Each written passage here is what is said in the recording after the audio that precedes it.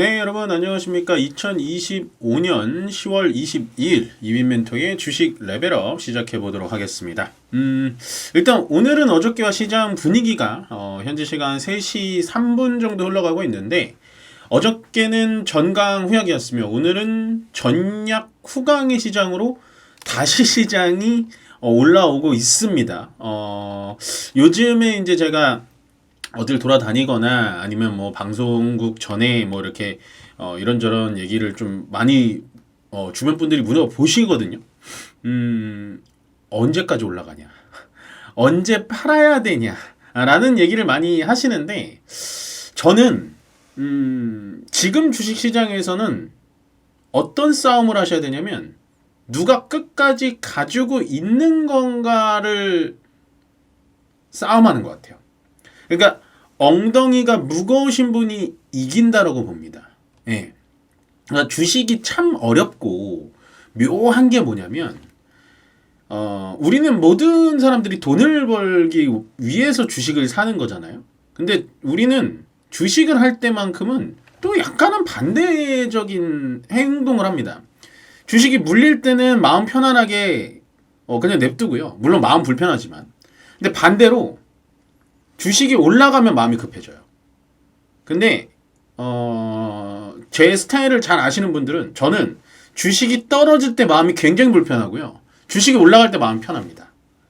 다시 한번 얘기하면 주식이 떨어질 때는 마음이 불편한 게 뭐냐면 손절해야 되니까. 저는 손절이 무조건 나가거든요. 근데 주식이 올라갈 때 저는 오히려 고민 안 하는 게 뭐냐면 그냥 매도합니다. 저는 매도할 때 아무것도 없어요. 뭐 얼마까지 목표 잡아서 매도합니다. 그냥 현재가 매도합니다. 예, 그만한 종목 또 찾아낼 수 있으니까. 그래서 지금 시장이 또다시 올라와주고 있는데 고민이 많이 되실 거예요. 언제까지 시장 올라가냐. 그 고민 안 하셨으면 좋겠어요. 그래서 오늘 조금 제가 초반에 그 얘기를 좀 해드리고 싶었습니다. 고민하지 마세요. 자, 일단은 금값과 은값 사상 최대 폭으로 폭락을 했다고 보여집니다.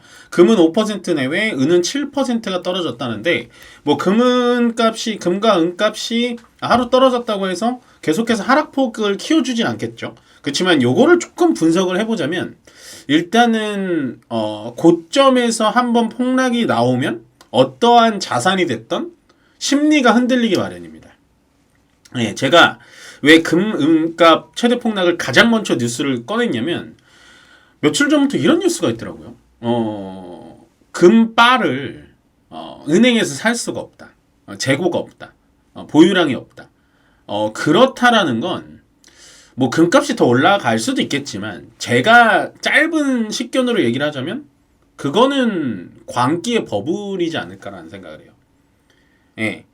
주식시장도 마찬가지예요. 우리가 2021년도 코로나 때 광기 바람이 불었었죠. 예, 그때 생각을 해보면 너도 나도 주식 안 하는 사람 없었고 주식을 사지 못해서 아쉬워하는 사람이 많았고 그리고 TV를 틀면 언제나 예능 채널까지 주식 전문가라는 사람들이 나왔습니다. 예, 그게 지금 금과 은값에 제대로 들어맞고 있다. 물론 저는 금과 은을 따로 투자하고 있지는 않지만 제가 잘 모르는 분야이기 때문에 저는 올라가더라도 제게 아니라고 보거든요. 하지만 만약에 이게 이런 식으로 최대 폭락이 연속적으로 나오진 않겠지만 폭락이 하루 나왔다라는 건 심리가 좀 흔들릴 수 있다 라는 것만 여러분들 알아가시면 돼요. 뭐 금은이 떨어져가지고 뭐 주식시장으로 돈이 온다 이거는 나중 얘기예요. 지금은 너무 급격하게 해석하실 필요는 없습니다. 그 다음에 이게 중요한데 현재 미국의 아킬레스건 제가 어저께 설명드렸던 대두와 히토류입니다. 예, 대두와 히토류인데 히토류 같은 경우에는 지금 미국, 일본, 호주 호주에 히토류 강산이 많거든요. 히토류 동맹을 맺기 시작하면 중국도 시간이 없다. 중국도 히토류 가지고 미국을 압박하는 게 시간이 얼마 남지 않았구나라고 생각을 해주시면 돼요. 이게 중요한 게 뭐냐 히토류라는 건요, 물론 뭐 희귀한 물질이긴 한데 우리나라에도 히토류가 되게 많아요. 예. 우리나라 이게 뭐 석유나 석탄이나 가스나 이런 것처럼 뭐 어느 특정 지역에서 많이 나고 이게 아니라 전 세계에 균일하게 깔려 있습니다. 그렇지만 히토류라는 거를 이게 정제와 가공하는 기술이 중국에 있고 그 정제와 가공 기술이 어렵지는 않은데 왜 중국에서만 하냐? 환경 파괴가 엄청 돼요. 예를 들어서 돌멩이 같은 거를 완벽하게 분해시켜요. 완전 돌가루를 만들거든요. 그 중에서 히토류를 뽑아내는 건데 그러면 분진이라든지 그다음에 멀쩡한 돌들을 막 부시니까 그래서 히토류라는 게 약간 환경 피해를 어쩔 수 없이 해야 되는 거예요. 근데 미국, 일본, 호주, 특히 호주에 지금 광산이 많기 때문에 일본이 돈을 대고 미국이 이 히토류를 가공하는 기술이 있어요. 근데 환경 보호 때문에 미국이 안 한 건데 뭐 트럼프 말로는 1년 뒤면은 뭐 히토류 가격이 2,000원대로 내려갈 거다라는 식으로 약간은 좀 오버 해석을 했지만 만약에 히토류 동맹이 맺어져서 제대로 진행이 된다. 제대로 돈을 쓰기 시작한다. 제가 봤을 때는 짧게는 2년 안에 히토류는 가격 내려갑니다. 제가 이 얘기를 왜 하냐면 히토류 테마로 지금 시장을 막 하시는 분들이 있기 때문에 조금은 조심하셔야 되는 뉴스다. 라는 부분을 챙겨드리는 거고. 원달러 환율이 살짝 부담스럽습니다. 살짝 부담스러운데요. 여기 보시면 엔달러 151엔까지 올라갔죠. 다카이치 사나이가 결국에는 확정이 나면서 엔화가 약세가 될 것이다. 엔화를 더 풀 거니까. 그러면 엔화가 약세가 되면 원화는 따라서 약세가 될 수밖에 없습니다. 그렇게 되면 1430원이 굉장히 부담스러운 위치긴 합니다만 제가 이 원달러 환율에 대해서 예측을 잘 안 하거든요. 왜냐면 많이 틀려요, 이거는. 제 전문 분야도 아니고. 근데 그냥 거시적으로 전체적인 매크로를 좀 살펴보면 일본이 과연 돈을 마음껏 풀 수 있을까? 왜냐면 미국은 엔화 강세를 원합니다. 그래야지 달러가 약세가 되니까. 그래서 미국의 압박이 있기 때문에 아무리 뭐 여자 아베라고 불리는 다카이치 사나이가 엔화 돈을 풀려고 해도 미국의 압박은 없지 않아 있을 수 있다라고 생각해 주시면 돼요. 네, 마지막 뉴스입니다. 이거는 전반적으로 주식시장에 지금 조금 좋은 뉴스들이 많이 나와요. 예, 보시면 금은값, 이 안전자산 최대 폭락됐고 요거예요. 비트코인이 원래는 금과 은값이 떨어지면 비트코인이 급등해야 되거든요. 근데 사실은 급등을 했어요. 짧게는 급등을 했는데 다시 내려왔습니다. 예, 이게 주식시장에 있던 돈들이 비트코인으로 많이 넘어갔거든요. 특히나 이제 젊은 분들 많이 넘어갔는데 지금은 비트코인 시장의 업비트의 누계 실적을 보니까 거래량이 3개월 새에 마이너스 80%입니다. 예, 그만큼 비트코인이 지금 많이 떨어지지도 많이 올라가지도 박스권에 갇혀 있어서 거기에 자금들이 많이 나오는 것 같아요. 그래서 이 자금들이 지금 어디 갈까요? 안전자산인 금 쪽으로 갈까요? 아니면 부동산으로 갈까요? 아니면 주식으로 갈까요? 예, 금값과 은값은 너무 많이 올랐다고 판단해서 조금 들어가기 부담스럽고 부동산 같은 경우에는 현재 정부에서 진심으로 대응하고 있기 때문에 더 갈 수가 없고 그렇게 되면 주식시장으로 갈 수밖에 없지 않을까? 여기까지 말씀드리겠습니다. 예, 아시겠죠? 그래서 일단은 시장의 우호적인 수급들은 좀 살펴보셔야 되고 이렇게 보시면 요즘 시장은요 뭐 반도체, 2차전지, 자동차, 조선, 뭐 제약바이오 테마를 고르시는 것도 좋은데 제가 요즘에 회원님들한테 좀 교육시켜드리고 회원님들한테 말씀드리는 건 뭐냐면 수급의 움직임을 잘 봐야 된다. 왜냐면 자, 안전자산에서 이렇게 깨지고 나온 돈, 그 다음에 부동산에서 들어갈 만한 대기 자금들이 다시 주식시장으로 온 거, 그리고 비트코인 시장에서 현재 재미가 없어서 그 자금들이 어디로 빨려 들어가는지 봐야 돼요.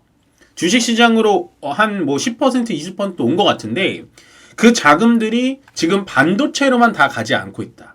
그 수급을 여러분들 살펴보신다면 당장 뭐 내일부터 그 주가가 올라가진 않겠지만 분명히 올라갈 수 있다. 그래서 지금 시장은 수급의 움직임에 같이 동반하시면 수익을 많이 볼 수 있습니다. 그래서 수급을 잘 보셔야 돼요.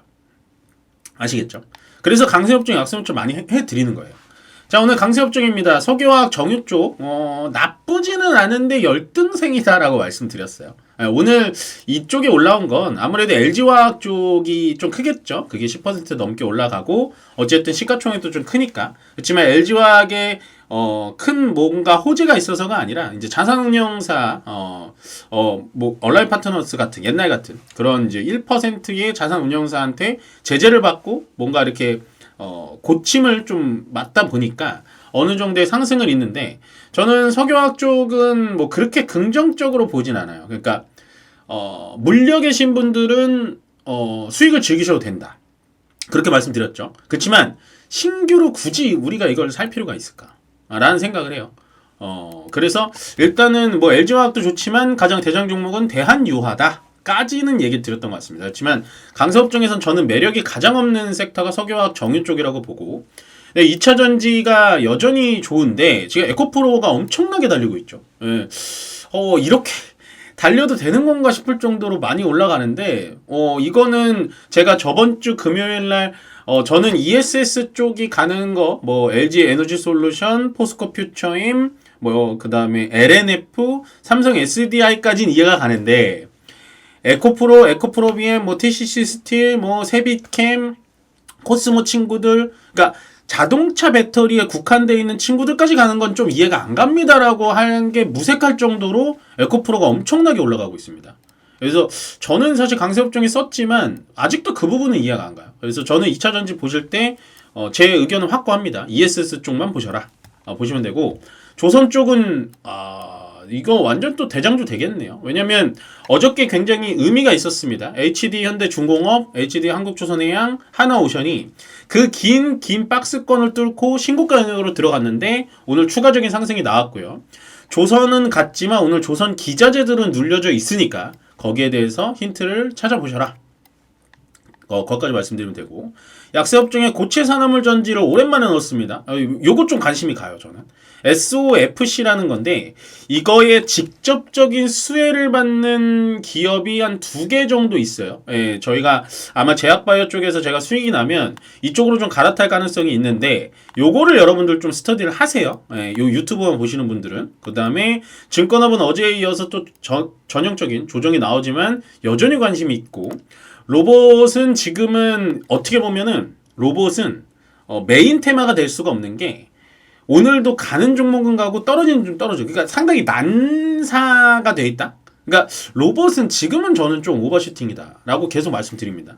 물론 오늘 강하게 올라간 것도 있고 떨어진 종목도 있지만 물려 계신 분들은 그대로 기다려야겠지만 신규 접근은 아니다. 로봇은. 네, 마지막으로 미디어 오랜만에 갖고 와봤는데 저는 넷플릭스 실적이 꽤 괜찮을 거라고 봤지만 생각보다 실적이 안 좋고 뭐 브라질 쪽에 세금을 내야 되고 하지만 일단 넷플릭스 쪽에 대해서 광고형 그 상품은 좀 잘 팔았다라는 얘기가 나오니까요. 일단 미디어 쪽은 좀 눌러줄 때 한번 타점을 잡는 것도 괜찮다. 그렇지만 지금은 아직은 아니다. 그래서 오늘 약사업종에서 좀 봐야 될 건 전 SOFC 고체산화물 전지랑 증권 쪽만 여전히 스터디를 좀 강력하게 하시길 바란다. 라고 정리 드리면서 오늘은 여기서 마무리 짓고요. 저는 내일 여러분들 또 찾아뵙도록 하겠습니다. 고맙습니다.